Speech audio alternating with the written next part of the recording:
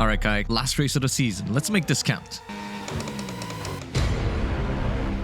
The diagonal braking really did me in there. At least we'll get 2 more shots here. But the pressure was definitely ramping up. Now, if you're wondering why I'm taking out all the ballers on track on my outlap, I have a video about this exact track that you should take a look at. Onto my second push lap now. Remember, my personal best is a 21.6 here, and I'm gonna try to do that in session here. Missing the apex a little, going into turn 1, but still gaining 300s out of turn 2. Try to keep a tight line, missing the apex by just a little bit. Still, we're still in the green. And important to brake at the 50-meter board, flick the car in, hitting the inside curb a little, which compromises the exit a little bit, but we still gained close to 2 tenths. Keep the car straight, minimize scrubbing, and minimize racing distance. Up to the chicane, important to brake at 100-meter board, but it's not there. So we use the curbing as braking reference. Clipping the inside curve, and that's not what we want. Compromising our exit a little bit, but still gaining thanks to the track evolution, giving us more grip. Coming towards the hairpin now. Remember, if you watched my video, then you know we have to keep an inside line, a tight line through here. A little wide on exit, and that's going to delay our overtake button. There's at least a tenth to find in there. Draining the battery all the time. A little flick at this part. Missing the apex again. That makes us go wide through the hotel section. Now all you gotta do is be brave on the throttle. Keeping it tight for the penultimate corner. 2 corners left to negotiate, and the last one. Flicking the car in. Be brave on throttle, but a little hesitation on exit. Little but point it is 9. still a 21.9. And for the final showdown, this is it. One final shot. And after the first sector, we just about managed to go head-to-head with our second push lap. And remember, there was a lot of time to find in the second and third sector. I'm gonna have to bet it all on that. Going into the chicane, we practiced for this all week. Going for the flick. No. And that is going to be qualifying over for us. Still, that lap was good enough for P8 out of 14 drivers. And I couldn't help but feel a little disappointed. Into the race we go. I opted to start on the hards because I know just how high the tire wear is around here. And since it's so easy to stay the train at Abu Dhabi, all we really need to do here is stay with the lead train and hope our strategy is going to work in our favor after the pit stops. Now, there's a slight bit of contact going into turn 1, and I go a little bit wide into turn 2, 3? Is that 3? Anyways, Herman gets a big tank slapper, and I think had I not gone wide, I might have just gotten damaged from that move. And I go a little wide again here into turn 4. The car loaded up with heavy fuel. It's so much harder to drive in the race compared to how nimble the car feels during qualifying. Now, I don't want to drain all of my battery just yet, and I don't want to fight too hard, but I wish I had gone down the inside, and I braked really, really early there, and I have to concede my position. And the Mercedes behind is on fresh mediums, and he's looming ever so menacingly in the rearview mirror, and I go wide here into the hairpin, which opens the door for him, and he moves up into P9. And through all of this, I just felt so disconnected to the car. I think the 2-week vacation really did me in good. I felt pretty rusty. Now I need to get this rust off if I want to be competitive for the rest of this race. As of now, the mediums are still a lot faster than the hard compound tires, but it won't be long before they fall off a massive cliff. I just hope I can make the most of it when it does happen. Going into the chicane again, this is a death trap. It's just so hard to keep your nose clean, especially when you're going too wide through there. As my teammate had to pull a Lewis Hamilton and out of the chicane right here. You can see how much extra traction the medium tires can give you. And the Merc is gonna go for another move on the very next lap. Going around the outside, carrying a lot more speed than my teammate. And again, there's just not much he can do because the mediums are just so much faster. And on lap 3, I'm so close to my teammate. I'm feeling confident. My battery's full. So I want to go for a move here, but it feels like our straight line speed is a little lacking. And I turn off my battery here because I don't want to be vulnerable on the second straight. And here, they're going side by side in front, and the pack is bunching up really, really rapidly. Like I said, this chicane is just so unpredictable. the Merc got taken out, and one of the Ferraris in front also got forced off track. Now, I'm using a lot of my battery here, and I'm going on the outside, but I miss my braking completely. And it opens the door for the Merc once again. It's not looking good. I'm having a tough time here, guys. And out of the third sector, I'm so close to the Merc. A little fake down the inside, but no dice. And this is where I start to put together, maybe I'm running a little slightly higher downforce than most people around me. On lap 4, here comes one of my first blunders of the night. The McLaren behind is closing really, really rapidly, and this causes me to panic a little, and I set it down the inside. Unfortunately, I was not left any room, but I was there! Yeah. I was there! I know I made it too wide, but I was there. However, that does mean we are going to drop down a few positions. Now, unbeknownst to me, the McLaren in front is running very, very low downforce. And you'll see in a second what kind of effect that is going to have on the race. And again, on this straight, I feel like I'm just a sitting duck on the straights. Maybe running a little too much wings. The McLaren sends it down the inside, and I have to leave some room here. So this is gonna compromise our line onto the second DRS straight. I have to leave some room on the outside as well, and I'm running very low on battery here. And unfortunately, I might have to let him go here. I'm so slow. Onto the end of lap 7 now. This is where the mediums are starting to fall off a cliff. And the McLaren that's leading our little 5-man train, or 4-man train rather, has fallen out of DRS. And this is going to make things a lot more complicated now.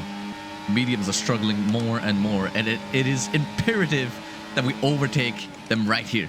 Otherwise, it's going to cost us too much time. And right here, down the inside of the Alpine, a little slide on the outside, which is going to compromise our exit, but I'm not going to let this one go so easy. Down the inside we go, and leave some room on the inside, and he leaves us enough room on the outside for us to get the traction down, and we move up a position. However, this leaves us with not a lot of battery to try to overtake the McLaren in front. And this is bad news, because if you remember how slow he was going through Sector 3 in the last lap, then you know what it means for our total race time. Already on the exit of that hairpin, he's lost 7 tenths to the other McLaren who's on the hards, which goes to show how quick the crossover between the mediums and the hards can happen. This is where he boxes after having fallen out of DRS, and this leaves us with a lot of work on the table. I'm going to try to push as hard as I can to try to get back within the DRS window of the McLaren in front, and maybe work with him to catch up to the lead train. There's still a couple of laps to go before our pit window opens anyways, but this means I might have to concede the position and work with the Aston Martin in order to catch up. And I let him go, going into the third sector, going into none to harvest. We burned a lot of battery on the last lap so that he can use his in the third sector for him to catch up. For us to catch up, actually. And I want to claim that position back, so I'm going to expend the rest of my battery here to try to get past the Aston Martin. He doesn't fight it too hard because he doesn't want to cause us too much time. But looking back, I don't think it was a good move from me, because in the end, it doesn't really advance our costs, and I think it just made us lose more time. And we've managed to catch up to the Ferrari from the lead train, or rather, he's falling back into our train due to an incident where he got taken out. And I'm being very cautious into the braking zone now because I don't want to mess this up again. Honestly, this chicane, it scares me. I fear no man, but this chicane, it scares me. I'm gonna use my battery here to go on the attack, and I'm gonna move around the outside, try to overtake for the lead, and I managed to. Now it's up to me to pull us forward. As you can see, the gap is 4 seconds, but I have a massive tank slapper, and that gap is going to widen up even more. And by the end of the third sector, the gap is still a little bit over 4 seconds, which means we've managed to match their pace. Now, whether I can do that lap after lap is going to be the question we all want answered. However, they're going to get pulled along by DRS, while we don't. So we have to exchange DRS here to try to make something happen. And that's going to be the plan here. And again, my suspicions are going to be confirmed. Going through this hairpin, for some reason, I can just carry so much more speed through there. must be the downforce difference that we were talking about. Me being on much higher wings compared to the rest of the grid. And by the end of lap 17, it was time to dive into the pits, where a fresh set of mediums are going to be awaiting us. And we're going to have to work with the cars behind us to try to catch up to any stragglers in front. Maybe people who pitted early, like this Alpine, who somehow managed to end up by himself. And you'll see just how much pace you lose by being by yourself. DRS-less. I got overtaken by the Aston Martin here, but I have to go a little bit defensive here. Try to cover up the inside, but I might have squeezed a little too much on the inside, and this allows the McLaren to get past. And I just don't get this. Why are we fighting right now? We're on the same strategy. We're all trying to catch up to the train ahead, and this is just making us lose time.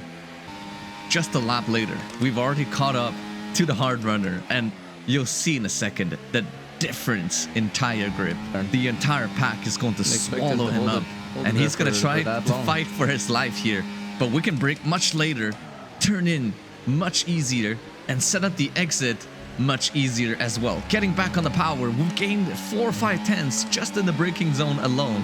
I'm going to use all of our battery here to try to make a move, but he's burning all of his in the hopes to stay in front. And going into the third sector, the whole top section, I'm going to send it down the inside. He leaves us enough room, but with the tire difference we have, there's just not much he can do. And unfortunately, the Ferrari also clips his rear wheel, and it sends him into a spin. That is going to be race over for him. Clip my rear wheel. And on the next lap, again, side by side at the exit, but I'm running low on battery. And being on higher downforce right now does not help my case at all. And this is stuck in the slipstream, but the McLaren goes down the inside, but there's also a car on the outside. So we go 3 wide through the hairpin. Luckily, we managed to leave each other enough space, but I let the McLaren go because I don't want to go side by side through the third sector. I mean, what's the point? And this goes on for quite a few laps, and we've managed to catch up to a medium runner who has boxed really early off of the first 10 hards. So this means he's on much older mediums, and the grip difference here is going to be crazy. With 3 laps to go, I know there's 2 cars around me that are on 3-second penalties, but I really want to win on track as well. The Aston and the McLaren are right on the tail of the Alpine, and they're gonna go on the attack here. The Alpine goes deep, and this is gonna open the door for all 3 of us. We're gonna try to get past him at the same time as the 2 other cars. It is going to be very risky, but we're still going to try it. Tucking into the slipstream. Which way are they gonna go? Both cars opt for the outside, and I'm gonna dive down the inside. The Alpine goes dive, missing his braking point, kind of like how we did in the first stint, and I managed to make the move stick. With 2 laps to go, if I play my cards right, recharge my battery, I do have a shot at finishing in front of the 2 cars in front of me. And ideally, I want to be in second position to do so. Or at least, that's what I thought. So I go on the attack here with only 60% battery to begin with, which is not very smart looking back. Because now, I have managed to gain track position, but I'm running very low on battery, and neither of us wants to lead into the final lap of the race. That move on the penultimate lap might have just cost me my chance to win it on track. Well, win against the 2 other medium runners around me. Onto the final lap we go now, into turn 4. The exit of this corner is going to make or break our lap here. And I'm going to try to set up a good exit here. Pretty decent, getting back on the power, and now I'm going to be without DRS, and it is not looking good because I'm going to be setting duck here. The Aston is gaining all the time, but remember, the McLaren is also in the equation. I'm going to go defensive, pick the inside line, which is going to turn into the outside, and I'm still in the lead. Going to drain all of my battery here, but they are closer than ever before, and ERS is not going to be enough here. Both cars move around on the outside, and the Alpine goes down the inside. And I have to leave some room here. Scary situation there. Using all of my battery on the exit. We're still going side by side. This is good racing. I'm gonna have to brake a little earlier here. Protect the inside line. The rear kicks out, and I managed to save it. Keep it on track. Still leaving room on the outside. And I managed to make it stick. Only 2 corners left to negotiate now, and I still stay in front of the Alpine. He's gonna go for the switchback and goes for the descent down the inside. I leave some room again and up to the line. It is going to be P8. Yeah, it's too strong, man. And to be fair, that mistake on the penultimate lap cost me the chance to fight for P6. I know I'm going to learn from that, and my racecraft is only going to grow stronger ahead of F125. I hope you can learn something from that league racing video as well. All in all, we still managed to finish P6 in the Drivers' Championship, even after having missed 3 rounds in total. Shout out to Julien, my engineer and friend, for having guided me along the way, and all the people who have shown me great tips and insights, and that the F1 community can be a great place to be. I hope I can continue growing the way I did in F125. Make sure to turn on the notification bell so you don't miss any of my future uploads. This is Formula Kai signing off, and I'll see you very soon. Bye-bye.